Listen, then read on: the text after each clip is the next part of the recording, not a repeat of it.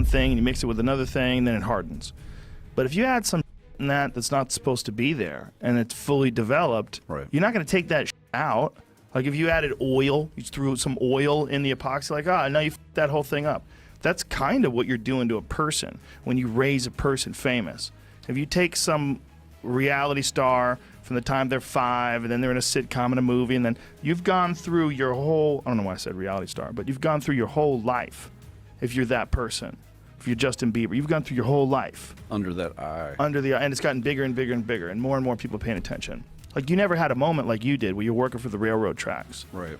It was hard for me being that young and being in the industry and not knowing where to turn, and everyone, telling me they love me and, just turn their back on you in a second. Joe Rogan just stepped into a conversation people been avoiding for years, and now he's pointing straight at Ellen DeGeneres and Diddy in Justin Bieber's early story. Word is, what he's hinting at ain't just industry mentorship, it's what really went down behind those closed doors Bieber was too young to even understand. And if Rogan's connecting these dots right, then the story we thought we knew about Bieber might not even be the real one. Now, if you've been paying attention to how conversation's been shifting lately, you already know certain names are starting to come up in ways people weren't ready for before. And right now, the spotlight ain't just on Diddy anymore. It's stretching wider, and Joe Rogan stepping into that space got folks listening different. Because Rogan not coming at this like headlines or court talk, but from patterns, behavior, and clips that always existed but never really got questioned until now. And once he started lining things up, one name that kept circling back heavy was Ellen DeGeneres.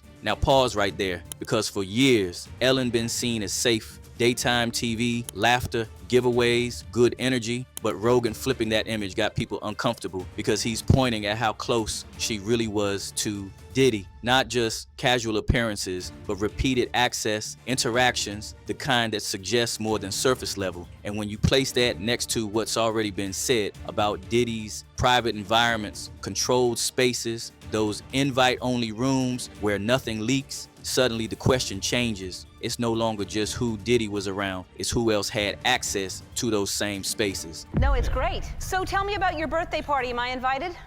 Yes. Yes, you're definitely invited. I invite you to all my parties. You just haven't seemed to show up. No, well, is it on the East Coast? Yes. Well, that's why. Why don't you have one here on the West Coast? Because I work all the time. Okay, well, maybe I have one at your house. Where's that? Now, what time would your party start, let's say? Like 9:30. Really? That early? Yeah. I could make that. Yeah. But I could think of you of starting a party at like midnight. Like, what time will it go till? That's a different type of party, though. Uh-huh. No, it'll go from like 9:30 to like maybe 3 o'clock, 3 o'clock. And then, we have the top 2 floors of the hotel. Mm-hmm.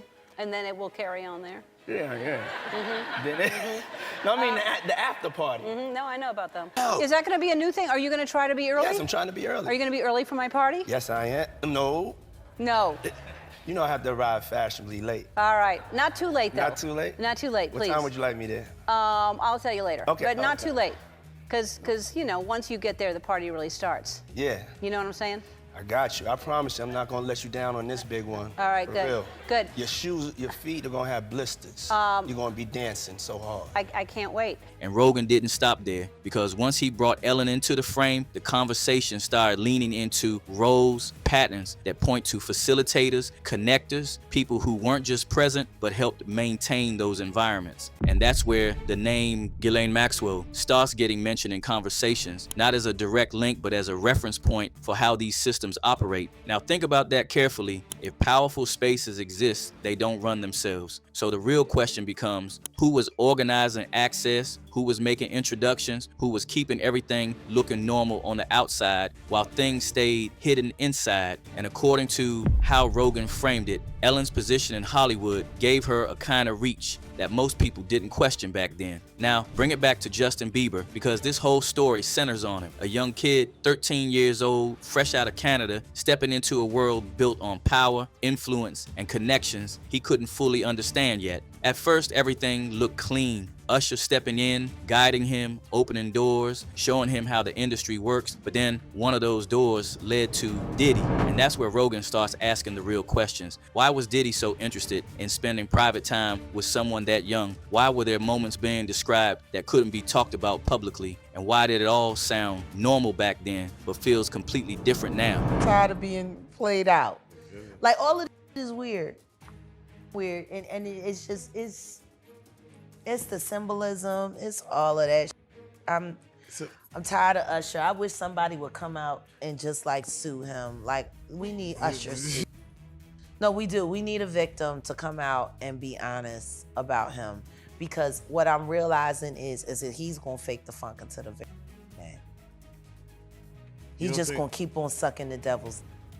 And I don't know, you know, like with a baby, that pacifier, sometimes you gotta pull it out. You know what I'm saying? And take it away, right?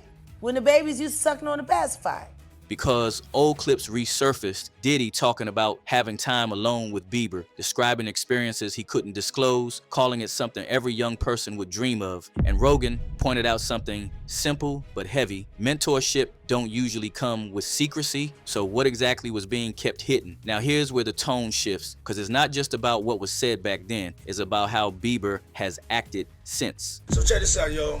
Justin, you ever seen the movie 48 Hours? Right now, he's having 48 hours with Diddy, him and his boy. They're having the times of their lives, like, you know, where we hanging out and what we doing. We can't really disclose, but it's definitely a 15-year-old's dream. You know, I have been given custody of him. You know, he signed to Usher. I'm signed to Usher. I had legal guardianship of Usher when you know he did his first album. I did Usher's first album. I don't have legal guardianship of him, but for the next 48 hours, he's with me. So and we gonna go buck full crazy. Going crazy. Crazy.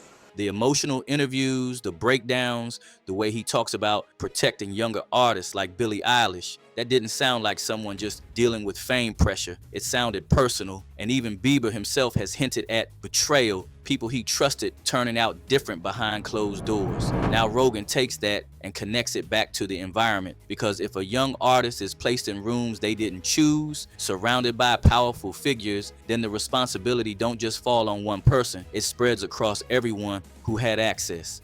It was hard for me being that young and being in the industry and not knowing where to turn, and everyone, you know, telling me they love me and, you know, just turn their back on you in a second. I just want to protect her, you know?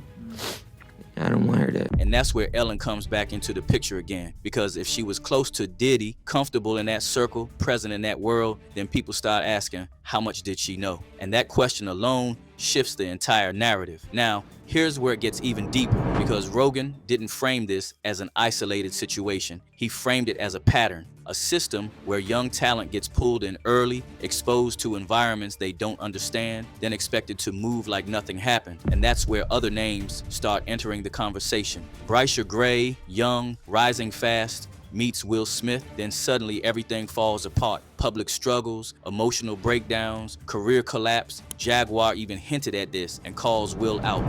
All of those children that were harmed and corrupted while in his care. I grew up to be men. Boys like Bashir Gray.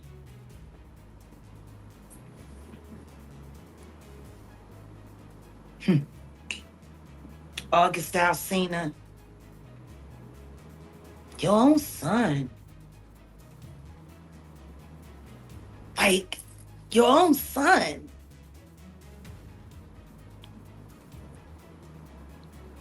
Do people forget about that voice clip that I played from Brother Belial?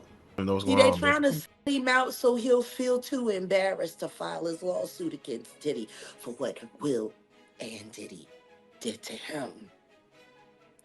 With Jaden and Justin present that tape. It's just great. I'm watching him, you know, he's with my man Charlie Mack. So Charlie was with me every step of the way. First out the limo. So Charlie has been with me, you know, 30 years coming up in the business. So You know, he's surrounded by a whole lot of strength. He's surrounded by a whole lot of love. August Alsina entering powerful circles, leaving with visible emotional damage, speaking on experiences that didn't feel like normal relationships. Even Jaden Smith getting mentioned in broader conversations about being around elite environments at a young age. Now, none of these stories are identical, but Rogan's point wasn't about proving one single narrative. It was about showing repetition, because when multiple young artists enter the same types of spaces and come out changed, the pattern becomes harder to ignore. I actually sat down with Will and had a conversation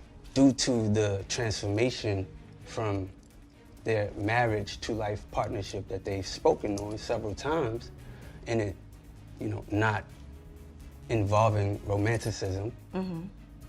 He gave me his blessing, and I totally gave myself to that relationship for years of my life, and I truly and really, really deeply loved and have a ton of love for her.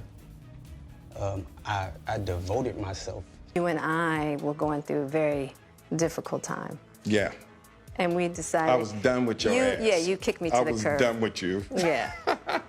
Marriages have that, though. Marriages have that. Yeah, we basically, we broke up. And then what did you do, Jada? Well, I think from there, as time went on, I got into a different kind of entanglement with August. Now back to Bieber, because the biggest question isn't just what happened, it's who allowed it. Usher introduced him, Diddy spent time with him, Ellen existed in that same circle, giving him birthday shouts, even calling him nicknames like Cuddle McSnuggle stuff that didn't sit right, then brushing it off with a "you don't need to know why." Now here's another layer that Rogan hinted at: timing, because as more names got mentioned, certain people started moving different. Ellen made less public appearances, quieter presence, and stepping away without much explanation. And while that don't prove anything, it does make people look closer, because timing in situations like this always raises eyebrows. Now ask yourself this: if everything was normal, why do old clips suddenly look different? Why do past interactions feel uncomfortable now when they didn't before? And more importantly, why do so many people connected to these environments either stay silent or respond in ways that don't fully address the questions being asked? So now you got a young artist who shows signs of carrying something deeper. You got powerful figures connected through the same circles. Then resurface clips, shifting narratives,